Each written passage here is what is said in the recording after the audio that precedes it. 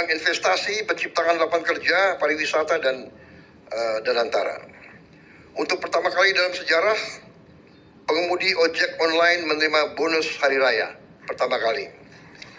Juga sekarang kita sedang diskusi terus sama perusahaan-perusahaan terbesar, ojol, untuk kita cari pelayanan terbaik untuk pengemudi ojol ini, kemudian efisiensi, sehingga tidak terjadi suatu persaingan yang saling merugikan.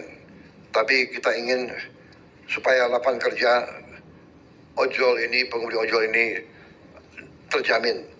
Kalau tidak salah ada 4 juta pengemudi ojol ya di 2 perusahaan besar itu, dan sekitar 2 juta pengusaha yang menggunakan ojol sebagai sarana jual beli UMKM. Jadi 6 juta orang hidup dari masalah ini.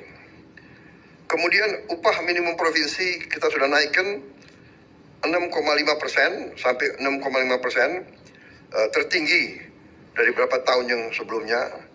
Juga kita sudah menghitung, sudah menghasilkan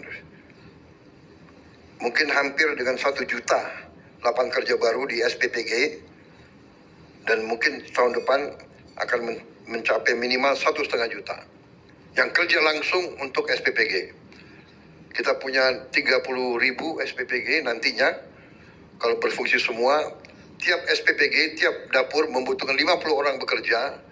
Jadi 50 kali 30.000, 1,5 juta.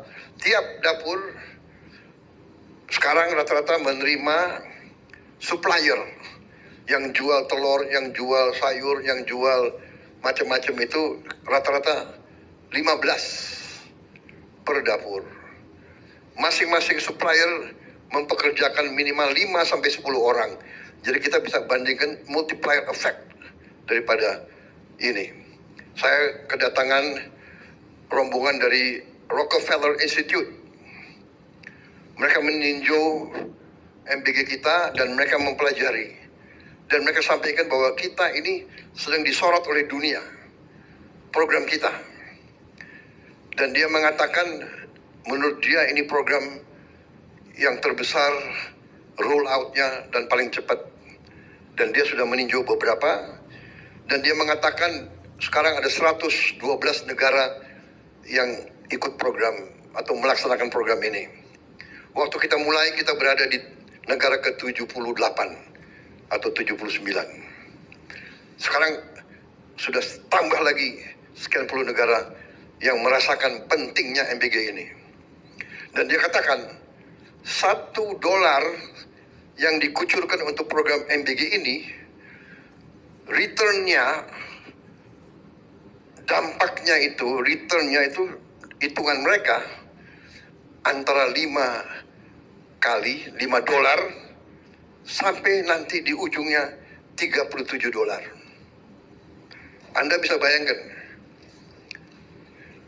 5 kali menurut dia minimal dampak ekonominya. Jadi kalau kita tahun depan akan turunkan 330 triliun untuk MBG ini, yang artinya itu $20 miliar. Kalau 5 kali, itu arti ada $100 miliar beredar di desa, di kecamatan, di kabupaten. Jadi untuk pertama kali dalam sejarah Indonesia, uang yang disedot dari daerah ke pusat dan banyak di pusat lari ke luar negeri, kita balikan. Sekarang uang itu kita gelontorkan di desa-desa, di kecamatan, di kabupaten. Dan ini menurut para ahli, bukan dari saya. Anda bisa cek Rockefeller Institute. Kalau nggak salah itu senior vice presidentnya Mr. Roy Cohen kalau tidak salah, atau Roy Steiner. Maaf kalau saya lupa, maklum, baru saja menginjak usia 74 tahun.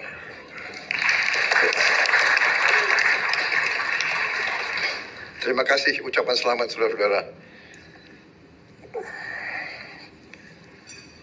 Jadi saudara-saudara,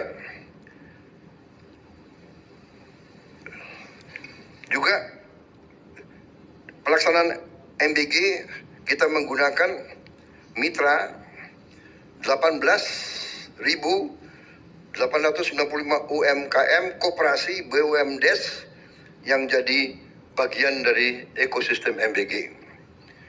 Juga sesuatu yang mengembirakan, realisasi investasi kita Januari sampai September 2025 adalah 1,434 triliun rupiah, naik 13,7% dari periode yang sama di tahun 2024 dan menghasilkan lapangan kerja 346 lapangan kerja baru. Jadi target investasi tercapai bulan September yang lalu. Ini saya kira suatu prestasi, juga menunjukkan bahwa iklim investasi kita masih diminati oleh banyak negara. Saudara-saudara, kita juga menggelontorkan program magang. 100.000 lulusan S1 akan magang dengan upah yang ditanggung oleh pemerintah, dengan penghasilan dengan kriteria upah UMR yang ditanggung pemerintah. Juga di bidang pariwisata, untuk pertama kali dalam sejarah kita berhasil mendatangkan suatu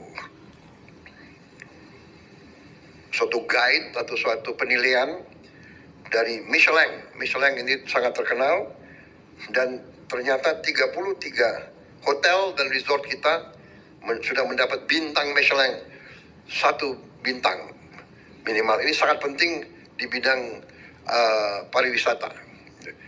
Berarti kelas kita adalah kelas teratas di dunia dengan penghargaan dari Michelin itu.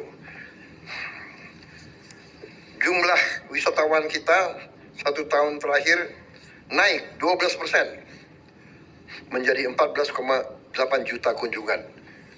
Saya kira ini perlu juga kita bangga.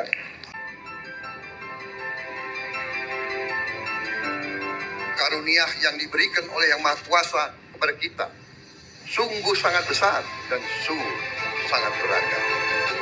Namun tengah segala karunia tersebut, kita pun harus berani untuk menjadi bangsa yang berani, bangsa yang tidak takut tantangan, bangsa yang tidak takut rintangan, bangsa yang tidak takut ancaman.